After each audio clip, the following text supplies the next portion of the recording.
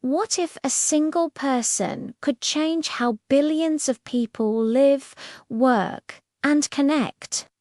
What if the simple act of coding a tic-tac-toe game at age 13 could set the stage for a global revolution? This is the story of Bill Gates, a name synonymous with power, wealth, and the digital age. But before the billions and the philanthropy, he was just William Henry Gates III, a relentlessly curious kid from Seattle, with a mind that moved faster than anyone else. Growing up, Bill wasn't just smart, he was obsessed. At the exclusive Lakeside School, a new device captured his attention, a giant, clunky computer terminal. While other kids were outside, Bill and his friend Paul Allen were glued to that machine.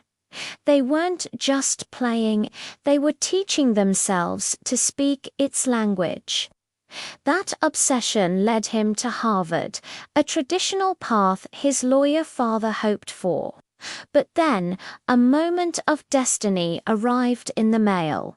The January 1975 issue of Popular Electronics. It featured the Altair 8800, the world's first personal computer. Bill and Paul saw not just a hobbyist's kit, but the future. A future they realized needed software.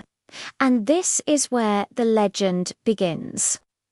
Bill Gates dropped out of Harvard, making a massive bet on a future that almost no one else could see. He and Paul Allen called their little venture Microsoft, a mashup of microcomputer and software. Their first major success was writing a basic interpreter for the Altair. They didn't just write a program, they gave the Altair a voice. But the biggest turning point, the moment that truly secured Microsoft's legacy, came in 1980 with a handshake that shocked the business world. At IBM, the undisputed king of computing, needed an operating system for its brand new PC. They approached Bill Gates, a 25-year-old college dropout, in a masterstroke of business strategy. Gates didn't sell them the rights to the operating system. Instead, he licensed it. It was called MS-DOS. This meant that for every IBM PC sold, Microsoft got paid. And then, for every IBM clone sold, Microsoft got paid again. It was a royalty stream that would flood the company with cash and set the stage for total domination. But the real game changer was still on the horizon. Bill Gates had a vision that the command line typing complicated instructions was too difficult for the average person. He believed the computer needed to be easy, intuitive. It needed a graphical user interface. Enter Windows launched in 1985 and truly taking hold with the massive, culture-shifting launch of Windows 95. It wasn't just an operating system. It was a phenomenon. It made the computer accessible to everyone. It put the personal in personal computer.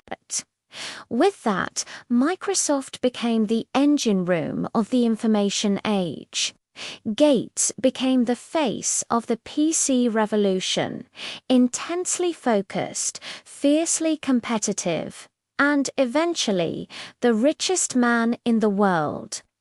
But incredible success often brings incredible scrutiny. The late 90s brought the infamous antitrust case, a massive legal battle where the US government argued that Microsoft had grown too powerful and was stifling competition. Gates fought back hard, showing the world that his relentless determination wasn't just for writing code, but for corporate survival itself. Then, in the year 2000, Bill Gates made a pivot as dramatic as dropping out of Harvard. He stepped down as CEO of Microsoft and turned his focus and his unparalleled wealth toward the Bill and Melinda Gates Foundation. This wasn't a quiet retirement hobby. It was a brand new career with the highest possible stakes. The mission was simple, yet monumental. Apply the same relentless problem-solving focus he used to build Microsoft to fix the world's most difficult problems. They weren't just writing checks. The foundation operates like a massive global startup. Bill Gates, the brilliant coder, was now Bill Gates, the brilliant philanthropist. He began approaching global crises with the cold, hard logic of a programmer. He'd ask, what's the most high-leverage intervention? Where is the greatest market failure? And how can we apply innovative technology to save the most lives? This work led to one of his most prescient moments in 2015 on the TED stage. He delivered a stark warning. The greatest threat to humanity was no longer war, but a highly infectious virus. 5 years later, his chilling prediction became a global reality. Now, his focus has broadened again, moving into a new existential threat: climate change. He's pouring billions into clean energy innovation, believing that the path to zero carbon emissions is paved not just with policy, but with scientific miracles.